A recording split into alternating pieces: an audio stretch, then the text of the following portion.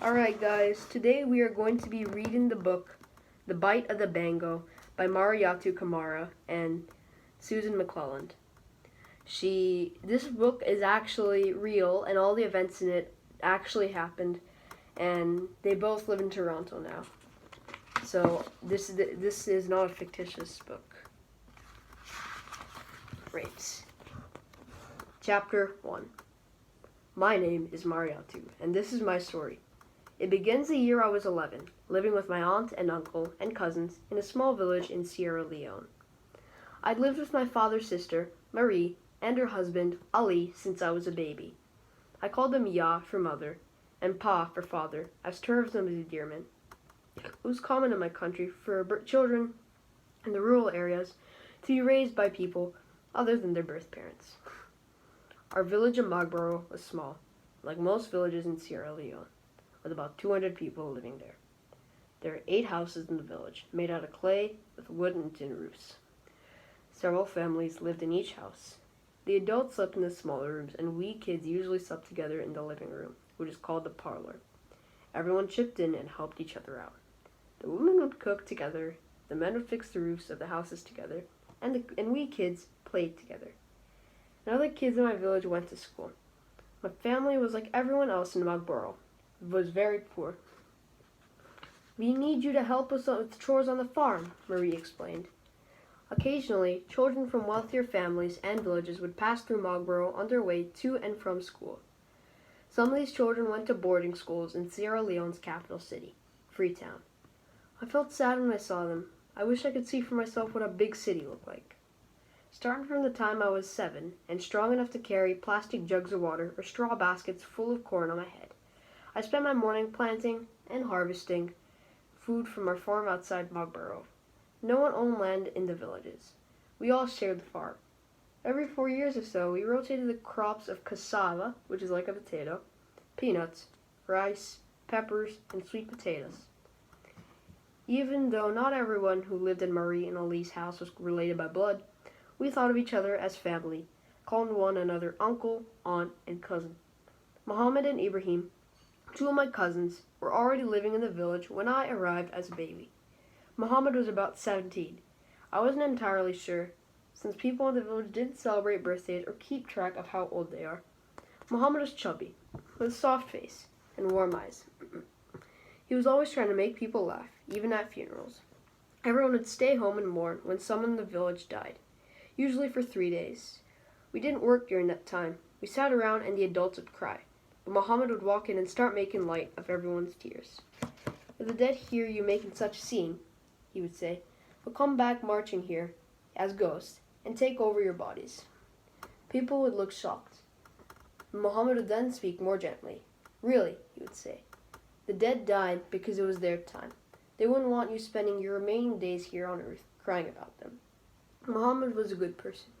When food was scarce, he'd give up his portion to me or the other younger kids, saying, "You need to eat up because you're little and need to grow." Ibrahim couldn't have been more different. He was about a year older than Mohammed, tall and thin. Ibrahim was bossy. When he worked at the farm, he was always telling me and his other smaller kids what to do.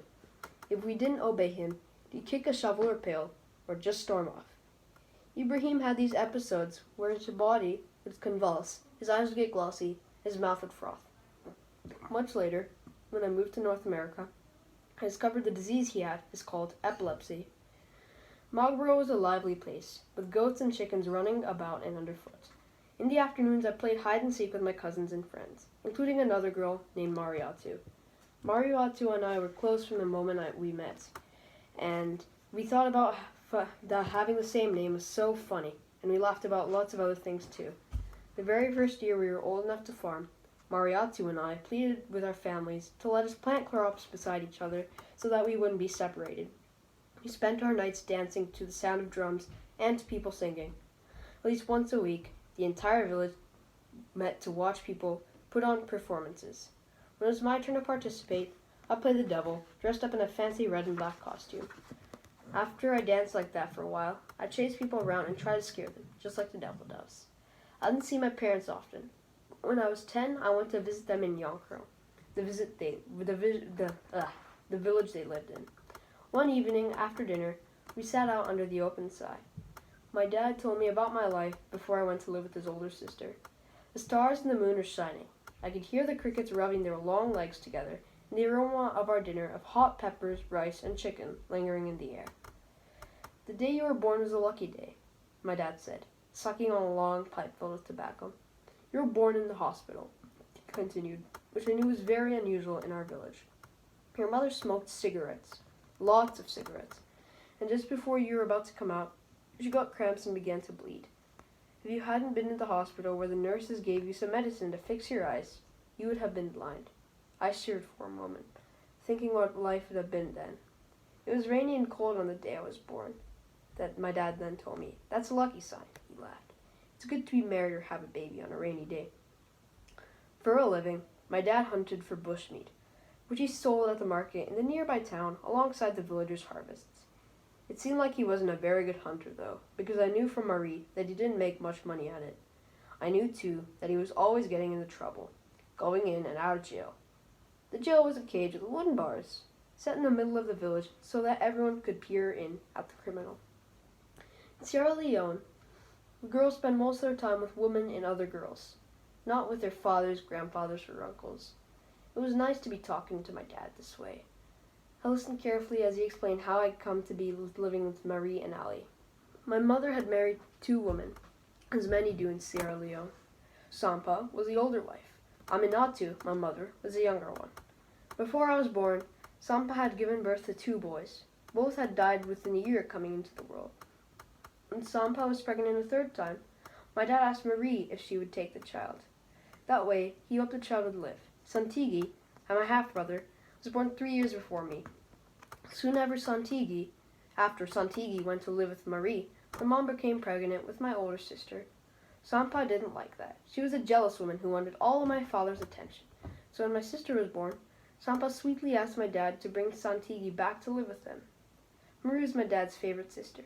At first, he told me, he didn't want to bring Santigi home because he knew he would upset her, but eventually he did.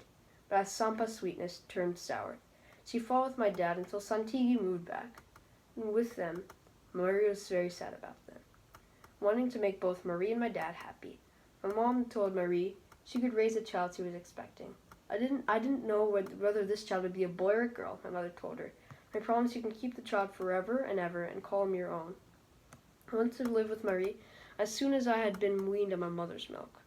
For some reason that even my dad forgot, Sampa sent Santigi back to live with Marie when I was about 3. My brother and I became very close. We slept side by side on straw mats, ate from the same plate of food, and washed each other's backs in the river.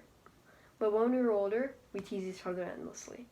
But 3 years later, Sampa decided that she wanted Santigi back again. He didn't want to go, and I didn't want him to leave either, but Marie and I had to take him back to his mother. Then, Sampa and my mom were so jealous of each other that they'd have big fights. It was hard to understand what they were arguing about, since they spoke so fast and so loud. They'd pull each other's hair and spit and kick. When this happened in the house, Santigi and I crept so far back that our spines were flush against the wall. Our eyes would be wide open, staring, and we'd cover our mouths with our hands to stop ourselves from laughing out loud.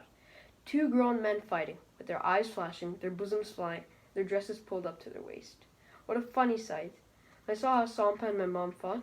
I was happy that Marie was raising me. I only wish she could raise Santigi too. After a few months after Marie and I returned to Mogboro, someone sent word that Santigi was sick. His belly stuck out like a pregnant woman's, we heard. He was so weak he couldn't even get out of bed. The medicine woman gave him all sorts of remedies, but nothing helped. By the time my dad told me, he didn't have enough money for the hospital. Santigi died at home in the middle of the night. A strange thing happened to me after Santigi's death. As I was walking one day, I thought I could hear his voice calling me. I turned to look, but there was no one there. This happened several times over the next year. I often wondered in the times that were to come if Santigi was a spirit watching over me. The evening my dad told me about my early childhood. He stopped talking as some of the village children began to sing and drum in the center of town. This is the evening the townsfolk of Yonkro met to sing and dance, share stories, and gossip, just like we did every week in Mogboro. Thank you, I said to my father. He nodded his head in response, joined up, and went back into the hut to join the others. Adamze was Mary's youngest daughter. She had gone to live with my grandmother when she was very small. She had came back to stay with us when I was about 7, and Adamze was 10. That's when I began to understand why my mother and Sampa were so jealous of each other. I often got angry when Marie would give Adamze new clothes or extra food to eat. I would yell at Marie, "She's your own child and you like her better." My aunt would say, "That's not true." If I continued to complain, Marie would lose her patience and pull a tamanglaba, what we called a whipping stick, made from a long, thick weed that grows everywhere. "Don't say such things," she would admonish me, slapping my behind with it. "It's not true." Despite my jealousy, I liked having a sister, and Adamze was nice even when I was mean to her. She'd give me extra food sometimes. She'd help me sew up my skirts when I ripped them playing. Same year I went to visit my parents, I learned a friend of Ali's wanted to marry me. The man's name was Saliu. He didn't live in our village, but he had relatives who did, so we visited often. One day he walked up right to me while I was playing a game with some other kids. He stood so close I could feel his hot breath on my cheek. "When I grow up, I will be your husband." When you grow up, I will be your husband," he announced. I was so scared. When Saliu pulled away, I ran and found Adamze. "What does this old man want with me?" I asked her. "Maybe he wants to kiss you," she said, laughing. "Ugh, how awful." Adamze joked around, saying things would be worse. "You could be married off to Abu."